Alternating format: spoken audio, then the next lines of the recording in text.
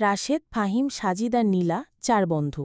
ওরা সবাই এক বেসরকারি বিশ্ববিদ্যালয়ের গণযোগাযোগ ও সাংবাদিকতা বিভাগের শেষ বর্ষের ছাত্রছাত্রী। ফাইনাল প্রজেক্ট হিসেবে ওদের একটি ডকুমেন্টারি বানাতে হবে। বেশিরভাগ গ্রুপ যখন শহুরে কোনো বিষয় নিয়ে কাজ করছিল, তখন রাশেদের মাথায় চাপল এক অদ্ভুত খেয়াল। সে বানাবে লোকমুখে প্রচলিত কোনো ভয়ঙ্কর স্থান নিয়ে একটি তথ্যচিত্র। আর তার জন্য সে বেছে নিল তাদের শহর থেকে প্রায় ৮০ কিলোমিটার দূরে অবস্থিত মহেশপুরের কুখ্যাত পোড়াবাড়িটিকে। জায়গাটার নাম শুনলেই স্থানীয় মানুষ ভয়ে শিউরে ওঠে। প্রায় ১০০ বছর আগে ওটা ছিল জমিদার জগদীশ রায় চৌধুরীর বাড়ি। শোনা যায় জমিদার কালো জাদু আর তন্ত্রমন্ত্রের চর্চা করতেন। এক অমাবস্যার রাতে তিনি নাকি এক শক্তিশালী জিনকে বশ করতে গিয়ে মারাত্মক ভুল করে বসেন। সেই ভুলের মাসুল হিসেবেই জিনের অভিশাপে আগুন লেগে পুড়ে ছাই হয়ে যায় পুরো বাড়িটি। সপরিবারে মারা যান জমিদার। সেই থেকে বাড়িটি পরিত্যক্ত। লোকে বলে সূর্যাস্তের পর ওই বাড়ির ত্রিসীমানায় যাওয়া মানে সাক্ষাৎ মৃত্যুকে আমন্ত্রণ জানানো। ওই বাড়িতে যে জিনটি আটকা পড়ে আছে সে কোনো সাধারণ জিন নয়, এক ভয়ঙ্কর ইফরিত। ফাহিম গ্রুপের সবচেয়ে সাহসী আর কিছুটা উদ্ধত ছেলে রাশিদের এই প্রস্তাবে দারুণ উৎসাহিত হল। বলল, ওয়াও, দারুণ আইডিয়া, ভূতের ডকুমেন্টারি, ভাবা যায়। টিআরপি একেবারে তুঙ্গে থাকবে। নীলা, যে স্বভাবগতভাবেই কিছুটা ভীতু আর সংবেদনশীল, সে প্রথম থেকেই আপত্তি করছিল। রাশেদ, প্লিজ, অন্য কোনো টপিক নেই, এসব জায়গায় যাওয়া ঠিক হবে না। সাজি, গ্রুপের সবচেয়ে ধার্মিক ছেলেটি, নীলার কথায় সায় দিয়ে বলল, নীলা ঠিকই বলছে। জিন বা অশরীরী কোনো সত্তার অস্তিত্ব ইসলামে স্বীকৃত। এদের বিরক্ত করা বা এদের স্থানে অকারণে প্রবেশ করা বিপজ্জনক। কিন্তু রাশেদ আর ফাহিমের উত্তেজনার কাছে তাদের আপত্তি টিকল না। রাশেদ যুক্তি দেখালো, আরে আমরা তো দিনের বেলায় যাব, দিনের বেলায় ফিরে আসব, আর আমাদের উদ্দেশ্য তো কুসংস্কারের পেছনের সত্যটা তুলে ধরা। ভয় পেলে চলবে? শেষ পর্যন্ত নীলা আর সাজিদ রাজি হতে বাধ্য হল। দিন ঠিক হলো পরের শুক্রবার। 2টো ক্যামেরা, সাউন্ড রেকর্ডার, ড্রোন আর শক্তিশালী টর্চলাইট নিয়ে 4 বন্ধু রওনা দিল মহেশপুরের সেই অভিশপ্ত পোড়াবাড়ির উদ্দেশ্যে। মহেশপুর গ্রামে পৌঁছতেই বিকেল গড়িয়ে গেল। গ্রামের শেষ প্রান্তে বিশাল এক দিঘির ওপারে দাঁড়িয়ে আছে পোড়াবাড়িটা, যেন এক বিশাল কালো কঙ্কাল। চারদিকে তার ঘন জঙ্গল আর আগাছার বেষ্টনী। বাড়ির কাঠামোটা কোনো মতে দাঁড়িয়ে থাকলেও দেয়ালের গায়ে আগুনের কালো দাগ আর শ্যাওলার আস্তরণ স্পষ্ট। গাড়ি থেকে নামতেই এক অদ্ভুত শীতল অনুভূতি হল নীলার। সে চাদরটা গায়ে ভালো করে জড়িয়ে নিল। গ্রামের এক বয়স্ক লোক, করিম চাচা, ওদের দেখে এগিয়ে এলেন। উদ্দেশ্য জানতে পেরে তার মুখের ভাব পাল্টে গেল। তিনি হাত জোড় করে বললেন, বাবারা, ওই দাড়িতে যায়েন না। সূর্য ডুবলেই ওইখানে শয়তানের রাজত্ব শুরু হয়। যারা গেছে তারা কেউ ফেরেনি, আর যারা ফিরছে তারা হয় পাগল হয়ে গেছে, নয়তো বোবা হয়ে গেছে। ফাহিম হেসে বলল, চাচা, আমরা শুধু ছবি তুলে চলে আসব, ভয় নেই। করিম চাচার সতর্কবাণী উপেক্ষা করে ওরা এগিয়ে গেল। দিঘির পাড় ধরে ভাঙা ফটক দিয়ে ভেতরে প্রবেশ করতেই যেন এক অন্য জগতে চলে এলো তারা। দিনের আলোতেও কেমন একটা গুমোট, স্যাঁতসেঁতে অন্ধকার। বাতাসে পোড়া কাঠ আর পচা পাতার এক মিশ্র গন্ধ।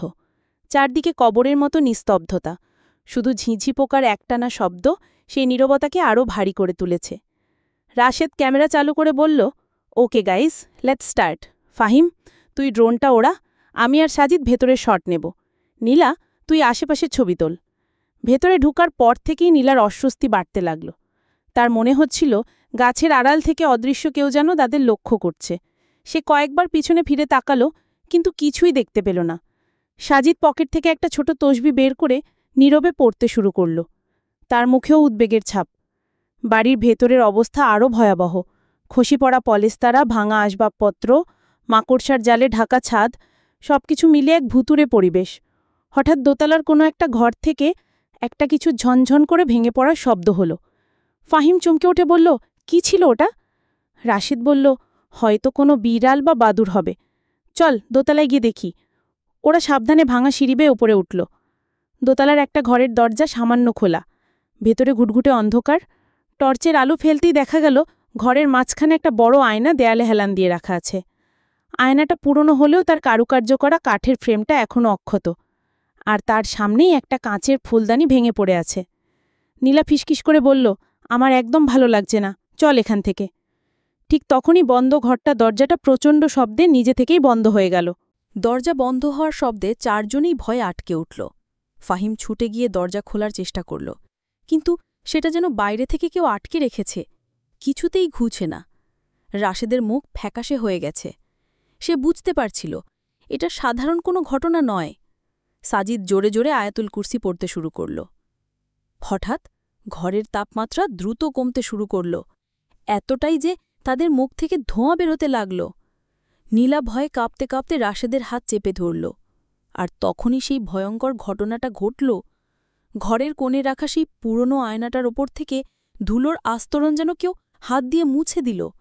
আয়নার কাচটা অস্বাভাবিক স্বচ্ছ হয়ে উঠল। ফাহিম, যে নিজেকে সবচেয়ে সাহসী প্রমাণ করতে চেয়েছিল, সে এগিয়ে গিয়ে আয়নার সামনে দাঁড়িয়ে বলল, এসব বাজে ভেলকি, যদি কেউ থাকিস সামনে আয়। তার কথা শেষ হতে না হতে আয়নার ভেতরে ফাহিমের প্রতিবিম্বটা বীভৎসভাবে হাসতে শুরু করল। সেই হাসি ফাহিমের নয়, যেন অন্য কোনো সত্তার। প্রতিবিম্বের চোখ দুটো টকটকে লাল হয়ে জ্বলে উঠল এবং তার মুখটা ধীরে ধীরে বিকৃত হতে শুরু করল। ফাহিম ভয়ে চিৎকার করে পিছিয়ে আসতে চাইল, কিন্তু পারল না। তার পা দুটো যেন মাটিতে গেঁথে গেছে। সে দেখল আয়নার ভেতর থেকে তার প্রতিবিম্বের একটা হাত বেরিয়ে আসছে, একটা কালো ধোয়ার মতো হাত, যার নখগুলো ছুরির ফলার মতো ধারালো। ফাহিম, সরে আয়! রাশেদ চিৎকার করে উঠল। কিন্তু দেরি হয়ে গেছে। সেই ধোঁয়াটে হাতটা ফাহিমের গলা চেপে ধরল। ফাহিমের চোখ দুটো কোটর থেকে বেরিয়ে আসার উপক্রম হল। সে গু গো করতে লাগল। সাজিদ তার হাতের তসবিটা ফাহিমের দিকে ছুঁড়ে মেরে চিৎকার করে আল্লাহর নাম নিতেই হাতটা অদৃশ্য হয়ে গেল। ফাহিম ধপ করে মাটিতে পড়ে কাশতে শুরু করল। তার গলায় 5টা আঙ্গুলের গভীর কালো দাগ বসে গেছে। এবার আর কোনো সন্দেহ রইল না, করিম চাচার কথা সত্যি।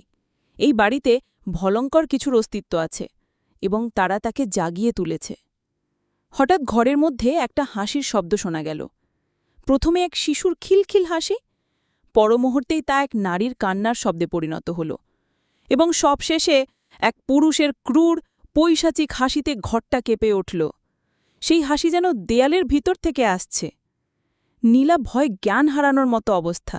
সে শুধু কাঁপছিল আর কাঁদছিল। রাশেদ তা ক্যামেরাটা অন করে রেখেছিল। সে দেখল ক্যামেরার ভিউ ফাইন্ডারে ঘরের মধ্যে অসংখ্য ছায়ামূর্তি ঘুরে বেড়াচ্ছে, যা খালি চোখে দেখা যাচ্ছে না। হঠাৎ সাজিদ চিৎকার করে উঠল, নীলার পেছনে! সবাই তাকিয়ে দেখল নীলার ঠিক পেছনে একটা দীর্ঘ কালো ছায়া দাঁড়িয়ে আছে। তার কোনো মুখ নেই, শুধু দুটো লাল বিন্দু আগুনের মতো জ্বলছে। ছায়াটা ধীরে ধীরে নীলার দিকে হাত বাড়াল। রাশেদ তার হাতের ভারী টর্চ লাইটটা সর্বশক্তি দিয়ে ছুঁড়ে মারল ছায়াটার দিকে। টর্চটা ছায়ার ভেতর দিয়ে গিয়ে দেয়ালে বাড়ি খেয়ে ভেঙে গেল, কিন্তু ছায়াটা মুহূর্তের জন্য কেঁপে উঠে পিছিয়ে গেল। সাজিদ চিৎকার করে বলল, এটা ইফরিত, খুব শক্তিশালী, আমাদের এখান থেকে বের হতে হবে এক্ষুনি। কিন্তু দরজাটা এখনও বন্ধ। ফাহিম, যে তখনও আতঙ্কের ঘোর থেকে বের হতে পারেনি, সে হঠাৎ অদ্ভুত আচরণ করতে শুরু করল। সে উঠে দাঁড়িয়ে এক বিকৃত গলায় বলে উঠল, তোরা কেউ এখান থেকে যেতে পারবি না, এটা আমার জায়গা। 100 বছর ধরে আমি এখানে বন্দী, তোদের রক্ত দিয়ে আজ আমি আমার তৃষ্ণা মেটাব। ফাহিমের চোখ দুটো অস্বাভাবিক রকমের লাল হয়ে তার গলার স্বর গভীর আর কর্কশ। এটা স্পষ্ট যে তাকে ওই জিন ভর করেছে। পোজেসড ফাহিম হিংস্র পশুর মতো ঝাঁপিয়ে পড়ল সাজিদের ওপর। সাজিদ কোনো মতে তাকে ঠেকিয়ে রাখার চেষ্টা করতে লাগল। রাশেদ বুঝতে পারল মূল সমস্যাটা ওই আয়না। ওটাই হয়তো এই জিনের শক্তির উৎস বা পৃথিবীতে তার প্রবেশদ্বার। সে চিৎকার করে নীলাকে বলল, নীলা, আমাকে সাহায্য করো, আয়নাটা ভাঙতে হবে। নীলা ভয় পেলেও বন্ধুর বিপদে স্থির থাকতে পারল না। দুজনে মিলে ঘরের এক কোণে পড়ে থাকা একটা ভাঙা লোহার রড তুলে নিল। এদিকে সাজিদের অবস্থা খারাপ। ভর করা ফাহিমের শক্তি যেন 10 জন মানুষের সমান। সে সাজিদকে মাটিতে ফেলে তার গলা টিপে ধরার চেষ্টা করছে। সাজিদের মুখ নীল হয়ে আসছে। রাশেদ আর নীলা মিলে রডটা দিয়ে সর্বশক্তি দিয়ে আয়নার মাঝখানে আঘাত করল। বিকট শব্দে আয়নাটা ভেঙে চুরমার হয়ে গেল। আর আয়না ভাঙার সাথে সাথে ঘর কাঁপিয়ে এক তীব্র অমানবিক আর্তনাদ বেরিয়ে এলো। সেই চিৎকার এতটাই ভয়ঙ্কর যে মনে হচ্ছিল কানের পর্দা ফেটে যাবে। পোজেসড ফাহিমের শরীর থেকে একটা কালো ধোঁয়ার কুণ্ডুলি বেরিয়ে এসে ভাঙা আয়নার টুকরোগুলোর মধ্যে মিলিয়ে গেল। ফাহিম জ্ঞান হারিয়ে মাটিতে লুটিয়ে পড়ল। সাথে সাথেই ঘরের দরজাটা নিজে থেকেই খুলে গেল। যে গুমট ভাবটা ছিল সেটাও যেন কেটে গেছে। রাশেদ আর নীলা ছুটে গিয়ে সাজিদকে তুলল। সাজিদ কাশতে কাশতে কোনো মতে নিঃশ্বাস নিচ্ছে। ওরা 3 জনই মিলে অচৈতন্য ফাহিমকে কাঁধে তুলে নিয়ে কোনো দিকে না তাকিয়েই বাড়ির বাইরে ছুটে এলো। ওরা যখন গাড়িতে এসে পৌঁছল তখন সূর্য ডুবে গেছে, চারিদিক নিকষ কালো অন্ধকার। কোনো মতে ফাহিমকে গাড়ির পিছনে সিটে শুইয়ে দিয়ে রাশেদ গাড়ি স্টার্ট করল। যত দ্রুত সম্ভব তারা ওই অভিশপ্ত গ্রাম ছেড়ে শহরের দিকে রওনা দিল। হাসপাতালে নেওয়ার পর ফাহিমের জ্ঞান ফেরে, কিন্তু সে ওই রাতের কোনো কথাই মনে করতে পারছিল না। তার গলায় শুধু সেই কালো দাগগুলো রয়ে গেছিল। সাজিদ এরপর প্রায় 1 মাস জ্বরে ভুগেছে।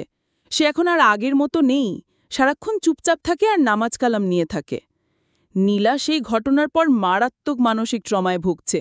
সে রাতে ঘুমোতে পারে না, ঘুমোলেই দুঃস্বপ্ন দেখে সেই লাল চোখের ছায়া মূর্তিটা তার দিকে এগিয়ে আসছে। আর রাশেদ, সে তার ক্যামেরার রেকর্ডিং ডিভাইসগুলো সেদিনই দিঘির জলে ফেলে দিয়েছিল। ডকুমেন্টারি বানানোর স্বপ্ন তার চিরতরে শেষ হয়ে গেছে। সে এখন জানে সহাসে এমন কিছু জিনিস আছে যা নিয়ে কৌতূহল দেখানো বা তর্ক দিয়ে বিচার করা উচিত নয়।